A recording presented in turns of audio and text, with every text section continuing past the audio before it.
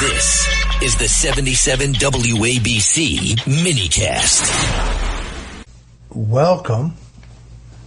I see former New Jersey Governor Chris Christie popping up in the news again. You'll recall Chris Christie stormed to the New Jersey governorship built on a reputation as U.S. attorney, where he prosecuted both Republicans and Democrats, earning this Mr. Clean mystique. But when he ran for president in 2016, Donald Trump made short work of him, as he did all of the other contenders. Christie dropped out of the race and endorsed Trump formally. They had some relationship because Governor Christie was close to Donald Trump's sister, Marianne Trump Barry, a very highly respected federal judge in New Jersey. And at that point, Chris Christie became head of Donald Trump's transition team. But there is an important backstory here, because as the U.S. attorney in New Jersey, Chris Christie had prosecuted Charles Kushner, a very prominent New Jersey industrialist, developer, a huge donor to the Democrat Party, over a dispute between Kushner and his brother. And that caused, as you might imagine, some great animus on the part of Jared Kushner. Jared Kushner, of course, with the son of Charles Kushner, is Donald Trump's son-in-law. I give Jared Kushner credit for some of the most important criminal justice law reform in our lifetimes. The First Step Act, the Second Chance Act, helped correct a mistake made by Biden and Bill Clinton when they took the war on drugs, which under Richard Nixon had been aimed at drug traffickers and kingpins and networks, and instead, for the first time, began charging the end user. In other words, people could be arrested for the first time nonviolent crime of possessions of small amounts of drugs for personal use and face harsh mandatory penalties that did not fit the crime. In fact, federal judges under the 1994 crime bill, as written by Senate Judiciary Committee Chairman Joe Biden and signed into law by President Bill Clinton, doesn't allow a federal judge to take into consideration all the facts of the case. So, in other words, if an African-American mother of three supporting a family working two jobs is caught with a small amount of grass in her purse, she should get 15 years? People like this need help, but they don't need incarceration. I give Jared Kushner credit for the two major pieces of legislation that began to correct that wrong. But this week, Chris Christie pops up, and I see in an interview, he says that Jared Kushner's dad, again, Jared Kushner, the president's son-in-law, also working as an envoy, special envoy for peace, put together the Abrams Accords, which I think is an extraordinary diplomatic achievement for his father-in-law, said that Christie said that Kushner had him removed from Trump's transition team, claiming that Christie should have let the rabbis handle the matter. In other words, the dispute between Charles Kushner and his brother should have been settled in rabbinical court. Charles Kushner, of course, pardoned by Trump.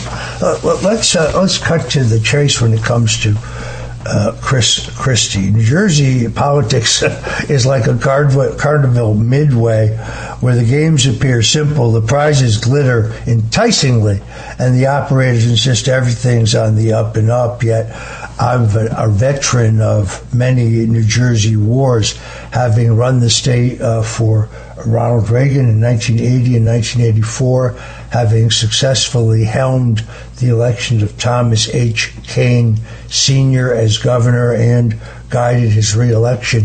My experience in the state goes as early as helping Jeffrey Bell topple liberal Republican Clifford Case in the Republican primary. So it's a state that I know well. The most expensive House race in history was the re-election battle of one Matthew J. Ronaldo, who had an urban and Democrat-leaning district, but had been a fixture in New Jersey politics. He had a hard-charging, multi-million-dollar challenger who I helped him repel. So it's a state that I know well. The Christie brothers were raised in Newark. There's two of them, Todd and his brother Chris, and their story is an extraordinary one. The Christie brothers, as I say, were born and raised in Newark, later in Livingston, middle-class household. Their father, Bill, worked as a Wall Street accountant, while their mother, Sandra, served as a receptionist. Like many ambitious families, the Christies were focused towards achievement advancements. Christmas pursued the path of politics and law, running early before he became governor to be a freeholder in Morris County, losing that race, while Todd gravitated towards Wall Street. Both brothers attended the University of Delaware. Chris built the resume of a future political combatant, as we know, while his brother Todd entered the trading pits where fortunes were made and lost at dizzying speed. Todd Christie eventually rose through the ranks of a company called Spear, Leeds, Kellogg Specialists and became its chief executive. Now, Goldman Sachs purchased that firm for in 2000 for more than $60 billion. Todd Christie, Governor Chris Christie's brother, walked away with $60 million. Now, $60 million is a striking figure. It's the kind of windfall that transforms a Wall Street career into a permanent seat at the table, a so-called a master of the universe. Yet that celebration regarding that payday would encounter some problems. You see, in 2005, the Securities and Exchange Commission would charge specialist traders connected to the company, Spears, Leeds, and Kellogg, that's Todd Christie's firm, with civil fraud for engaging in practices that enticed enriched their firms while advertising their customers. Todd Christie was among those initially charged. Regulators said that between 1999 and 2003, Todd Christie participated in more than 1,600 improper trades involving major corporations, including IBM, AOL, Time Warner, and AIG. So according to the SEC, these maneuvers produced roughly $1.59 million in profits for the firm, while investors absorbed about $1.4 million in additional losses. Now, one might reasonably assume such allegations would attract the attention of prosecutors, and indeed they did. 15 of 20 traders who were initially charged in the United States Attorney General's office in the Southern District of New York for a penalty that was up to 10 years, but Todd Christie was, strangely enough, not among them. So, in other words, Todd Christie faced only civil enforcement. 2008, he entered into an SEC case without admitting any wrongdoing, agreeing to disgorge profits and pay penalties while acknowledging hundreds of improper trades, but criminal charges never materialized. This decision was made by the office of U.S. Attorney David Kelly of the Southern District of New York. Chris Christie was serving at that time as the United States Attorney for the adjoining district in New Jersey. But, of course, he had no formal jurisdiction over the matter, but there is the official explanation, at least. Yet politics, like comedy, depend heavily on timing. 2 years after Todd Christie escaped criminal prosecution, Chris Christie's office as U.S. Attorney awarded David Kelly, now in private practice, a lucrative corporative monitorship connected to a deferred prosecution agreement involving a company called Biomet Orthopedics. The assignment required Kelly, the former prosecutor, to oversee corporate compliance reforms following allegations that the company had paid kickbacks to doctors. I tried to explain this to Olivia Nuzzi, then I think of New York Magazine, but she didn't have the courage to point out this strange anomaly.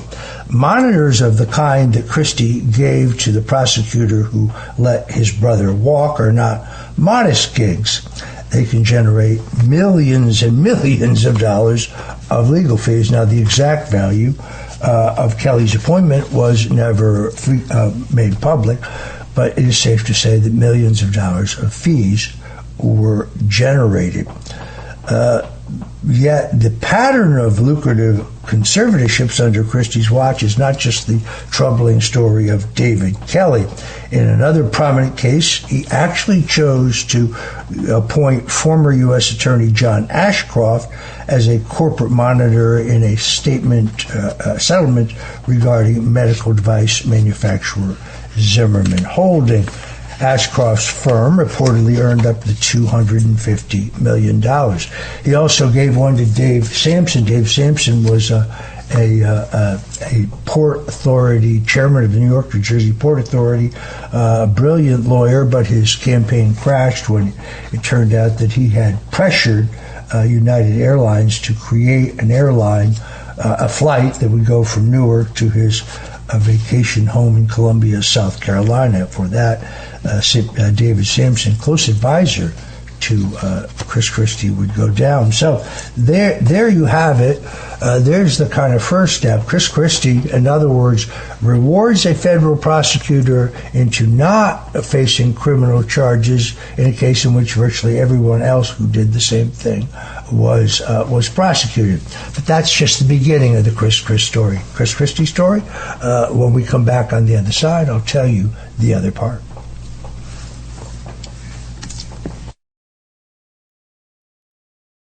People may not remember this, but right after Donald Trump was nominated for president, most improbably in 2016, his choice for vice president narrowed down to former Speaker Newt Gingrich, Mike Pence, the governor of Indiana, former congressman, and New Jersey Governor Chris Christie. Of those three, I think Trump needed some reassurance in the evangelical and establishment party base that he was indeed a conservative. And of those three, the best choice was taken. He turned out, of course, to be a quisling. You can look that up. But had that happened, the campaign would have gone down in flames because the George Washington Bridge closure issue would have hit the fan. I suspect earlier than it did. Now, knowing George Washington Bridge matter, just remind everybody, as vengeance against a Democrat mayor whose city was on the edge of the river, Chris Christie, it is alleged that Chris Christie's aides closed a lane of traffic to cause a giant traffic backup in this mayor's town. This is a time when many Democrat mayors were buckling under to pressure to support Christie's reelection. Although Christie himself was never charged, my knowledge of him and his operations indicates me to believe that as a control freak with a mean streak, that there's very little chance that he didn't bless at a minimum or know about what happened.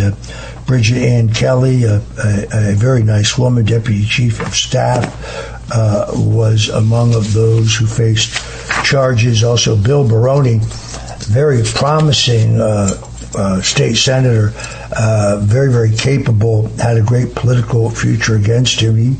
He also was blamed. David Wildstein, a man I have known since he was Harold Stassen's campaign manager, a very resourceful fellow, but there is no way that any of them would have proceeded in that regard. Wildstein, by the way, is now over at the New Jersey Globe, where he does a great job of covering New Jersey politics. So all of these people, all of whom I happen to know to be good people, took the rap for something that I'm convinced that Chris Christie, at a minimum, blessed. It fits, by the way, his extraordinarily vindictive nature. There is good news, because Kelly and Baroni, who were convicted of fraud on federal charges, had that overturned in 2020 when the U.S. Supreme Court ruled unanimously, ruling that while the actions were deceptive and abusive, they did not meet the federal definition of property fraud under which they were charged. It's interesting to me, Chris Christie is a guy who writes a book about how much he loves Ronald Reagan. He has a book about the greatness of Ronald Reagan. And then when you look at his history, you realize that he never supported Ronald Reagan. Ronald Reagan ran for president in 1980. He and his brother supported George Bush. They only supported Ronald Reagan when he was running for re-election. They also didn't support Reagan in 1976 when he challenged Gerald Ford. So why would you write a book about the greatness of Reagan, a man you never supported? No, Chris Christie has the worst, the lowest approval rating of any governor of New Jersey, and that includes Jim Florio, that includes Jim McGreevey, that includes the current governor, who's not doing so well. I think Chris Christie's done in American politics. I'm Roger Stone. You're listening to The Roger Stone Show, and we'll be right back.